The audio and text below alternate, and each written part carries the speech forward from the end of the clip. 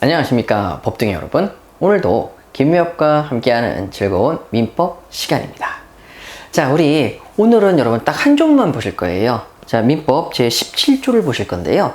한 조문만 봐야 되느냐? 예, 한 조문만 봐야 됩니다. 그래서 이 한 조문의 의미를 정확하게 캐치하시는 것이 여러분 지금까지 우리가 공부하셨던 제한능력자를 완전히 정리하시는 거예요. 자, 그러면 자, 제 17조를 보시는데, 자, 제 17조는 이렇게 나눠서 공부할 거예요. 이쪽 부분에 하나가 있고 이쪽 부분에 하나가 있으니까 두 가지를 나눠서 조문을 살펴보도록 하겠습니다. 자, 제 17조부터 먼저 볼게요. 제한능력자의 속임수입니다. 여러분, 이 속임수라고 하는 개념을 정확하게 이해하셔야만 이쪽 부분을 해결하실 수 있어요. 자, 제한능력자가 왜 속임수를 쓰느냐? 여러분, 저번 시간에 공부하셨지만 우리가 제한능력자랑 거래하는 상대방은 매우 괴롭습니다. 그래서 그냥 기다리다 못해서 내 스스로 철회하기도 하고 거절하기도 하고, 제한능력자 측에게 제한능력자 즉 제한능력자가 성년자가 됐을 때 법정 대리인에게 확답을 촉구해서 어떤 걸 촉구할지를 물어보기도 하죠. 이만큼 상대방의 입장에서는 매우 불안한데, 자, 제한능력자가 이렇게 얘기하면 어떻겠습니까? 아이고, 사장님 걱정하지 마세요. 저 제한능력자 아닙니다. 성년자입니다. 미성년자 아니라고요. 자, 그러면 여러분 상대방의 입장에선 마음이 매우 푸근하겠죠. 유동적 유효가 아니야. 취소할 수 있는 게 아니야. 그럼 난 너랑 계약해야지 라는 거죠. 여러분, 여기서 속임수라는 것은 뭐냐? 네 계약은 아무리 해봤자 유동적 유효밖에 안 되지만 상대방에게 확정적 유효인 계약을 체결할 수밖에 없는, 즉 나는 유동적 유효인 계약을 체결할 수 없는 그런 사람입니다 라고 얘기하는 것이 속임수의 개념입니다. 그러니까 사장님, 저 미성년자 유동적 유효인 계약을 체결하는 사람이 아니기 때문에요, 걱정하지 마시고 저랑 계약을 체결하시죠. 체결하는 순간 사장님은 확정적 유효인 계약으로서 사장님은 권리와 의무를 가지시게 되고 저도 권리와 의무를 다하게 됩니다. 확답을 촉구한다든지 철회나 거절권 행사하실 필요가 전혀 없어요. 걱정하지 마세요. 이렇게 얘기하는 게 속임수죠. 자, 그러면 여러분 속임수의 개념을 아셨으니까 17조 1항 가십니다. 제한능력자가 속임수로서, 여러분 자, 제한능력자를 썼는데 원래 제한능력자인 미성년자, 피한정 후견인, 피성년 후견인, 피특정 후견인도 들어가는데, 여러분 피특정 후견인은 행위능력자로 생활하는데 전혀 지장이 없는 사람이기 때문에 굳이 속임수를 쓸 필요가 없습니다. 그래서 피특정 후견인은 빼시는 거예요. 이거는 뭐 전혀 중요하진 않지만 설명만 간단하게 드리고, 자, 제한능력자에 그래서 3명을 써놨는데 속임수로서 자기를 능력자로 믿게 합니다. 자, 뭐로 믿게 했어요? 능력자요. 자, 그러면 한번 해볼게요. 제한능력자인 미성년자를 한번 보시겠습니다. 미성년자가 상대방과 동의 없이 계약을 체결합니다. 그러면 이 계약은 뭐에 불과하죠? 유동적 유효에 불과하는데 자신이 능력자라고 속입니다. 자, 어떻게 된다고요? 사장님, 저랑 계약하시면 확정적 유효가 됩니다 라고 속이는 거죠. 이렇게 속임수가 됩니다. 자, 그 다음에 두 번째, 피한정 후견인 보실까요? 피한정 후견인은 평소에 행위능력자입니다. 그런데 간질 증상, 뇌전증 증상이 나타났을 때에는 그때 피한정 후견인의 행위는 동의를 얻어야 하는 유동적 유효입니다. 그래서 여기는 간질 증상이 나타나서 여러분 이렇게 행위를 하게 되면 유동적 유효인 행위밖에 안 되죠. 하지만 이때 속입니다. 저 간질병에서 완전히 쾌유됐어요. 그리고 저는 한정후견 종료심판도 받았답니다. 이렇게 얘기해서 자, 자기랑 계약을 하면 확정적 유효가 된다고 또 속이는 거죠. 이것도 속임수가 됩니다.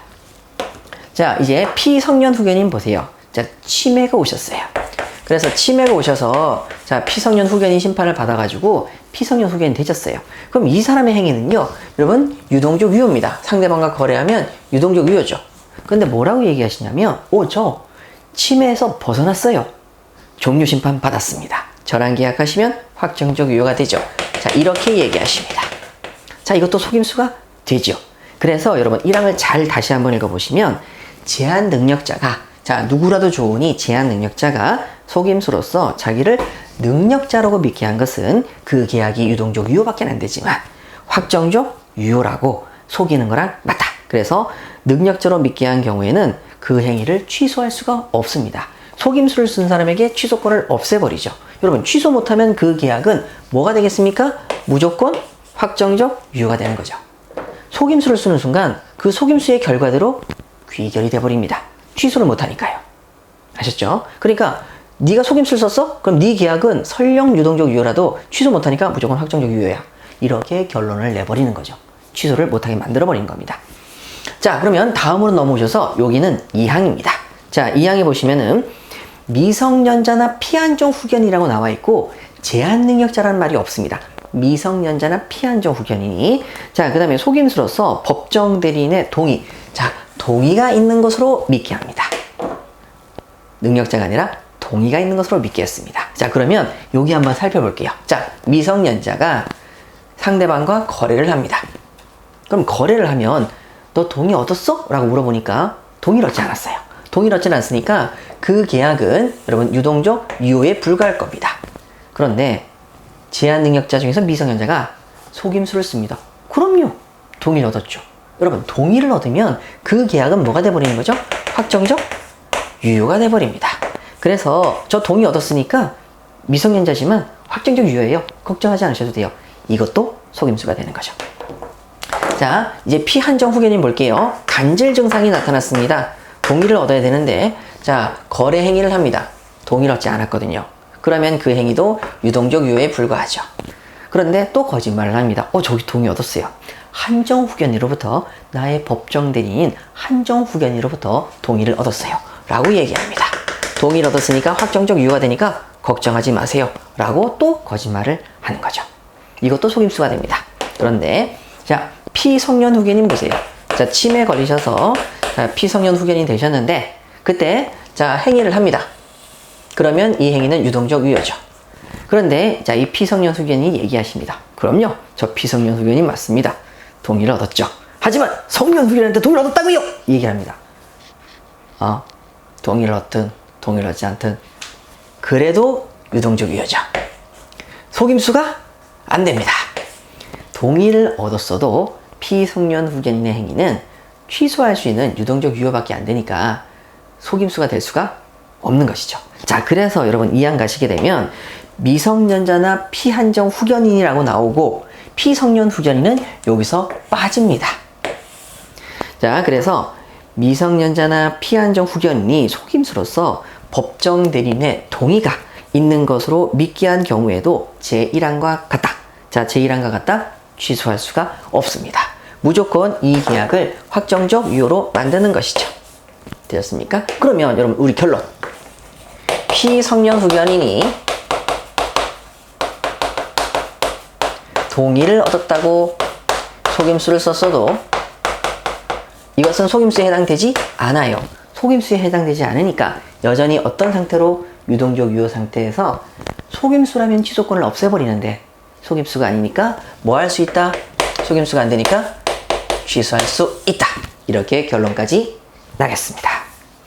자, 여러분 오늘 공부하신 내용이 제한능력자의 모든 개념을 지금까지 공부하신 내용을 총 정리하는 그런 조문이 17조입니다.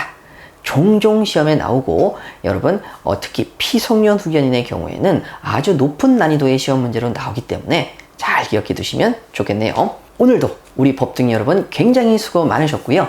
다음 시간에는 자, 민법 제2절 18조부터 21조 사이의 주소 부분을 간단히 살펴보도록 하겠습니다.